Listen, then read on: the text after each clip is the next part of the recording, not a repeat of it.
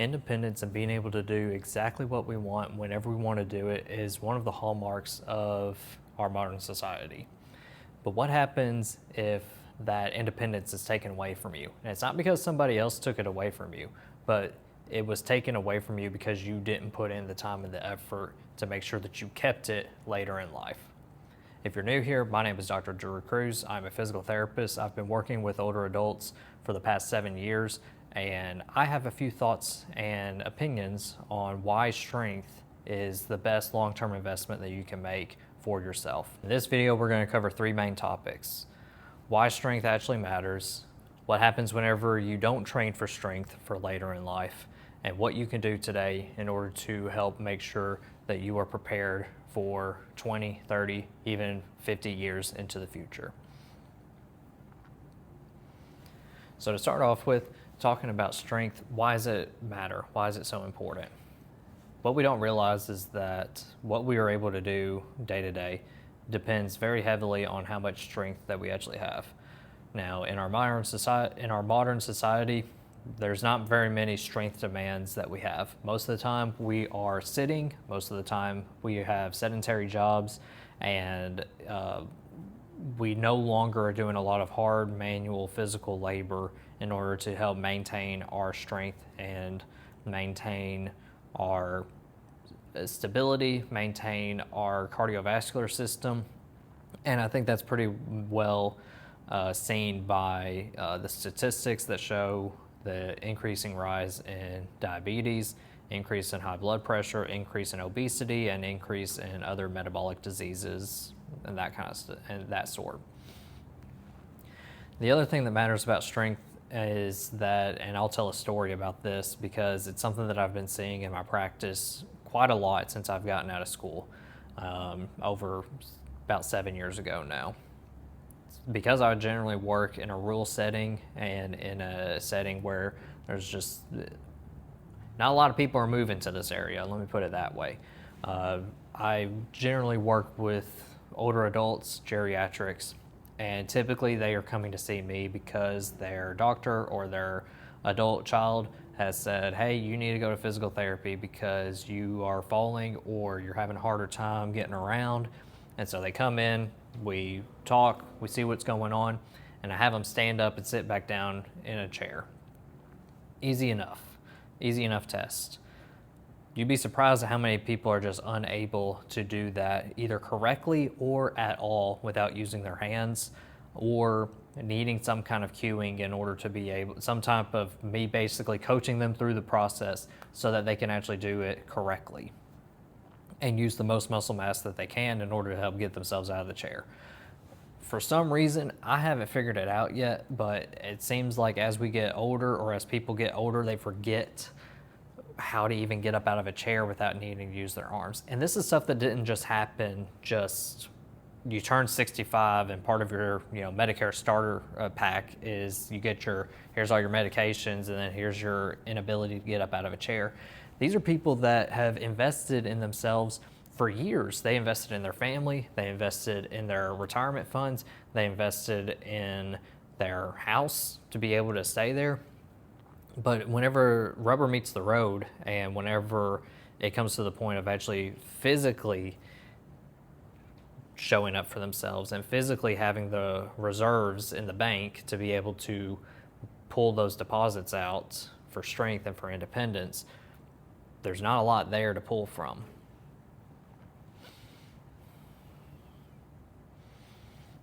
I don't think that people like this, the people that I've treated, the people who are in this situation, did it intentionally. I just think it's something that over the course of time, it just crept in, and it doesn't start showing problems, and it doesn't start causing problems until later in life.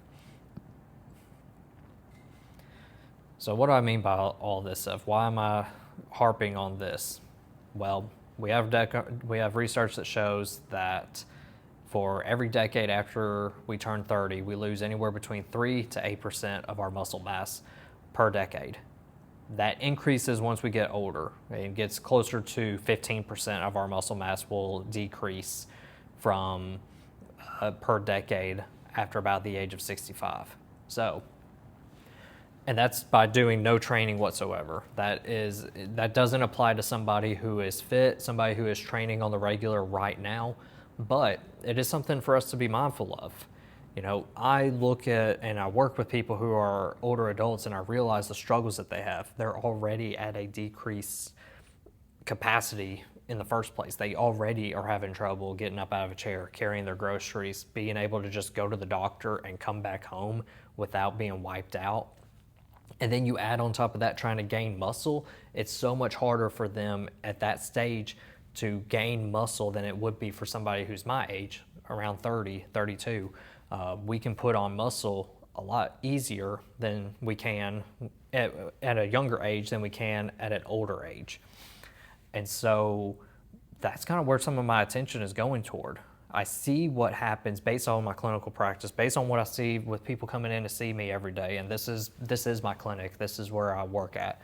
There are people that are on the track to be in this position, be in the position of not be able to take care of themselves and be needing to rely on other people to do things for them.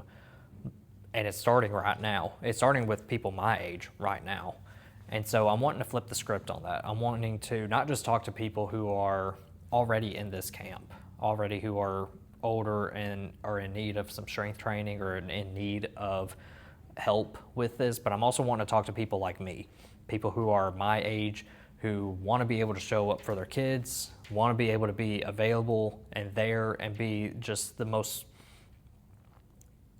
it's changing this mindset from being an athlete for a specific sport and being an athlete for life, for what life demands of us. And so that's kind of what I'm getting at with this topic today.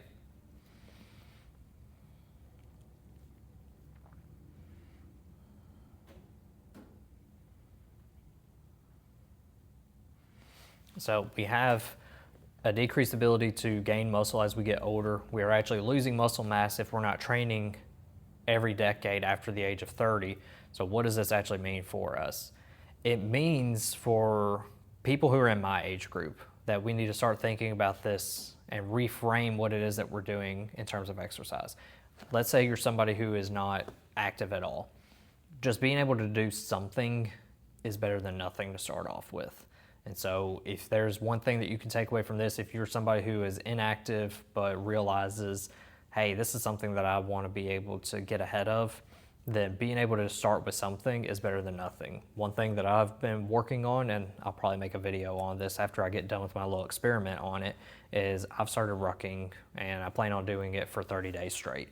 I thought about being able to do the rucking plus some weightlifting at the same time, but I'm starting to think maybe I just want to do just the rucking and just kind of see what it does for my body composition, my heart rate, calories burned, my pace, that kind of stuff. So anyway, that's an aside, but starting off with something simple.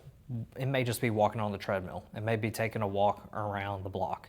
It may be just being able to do body weight exercises. You know, just start off with some push-ups, start off with squats, start off with pull-ups, chair dips, any of that kind of stuff.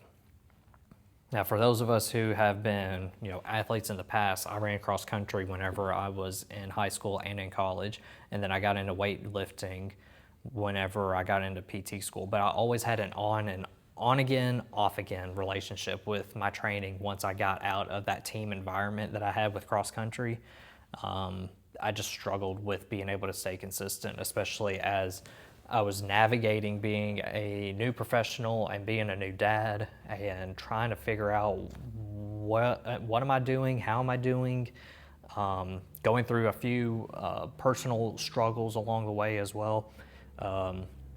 It was very much like if everything was going fine and dandy, I was in the gym working out. If everything was not going great, then, or if I got bored of it after 8 weeks, then I would slack off and then I wouldn't show back up for another 6 months or 12 months, something like that. And so my mindset is changing where it's saying like, I'm just wanting to be able, whenever I get to that age, whenever I get to the age of 60 or 70 or 80, I still want to be able to deadlift. I still want to be able to pick up heavy stuff off the ground, but I also want to be able to travel. I want to be able to continue to go on trips, go on cruises. I want to explore the world. I want to be able to be there for my kids and my grandkids. I want to be just there if they need me for whatever reason.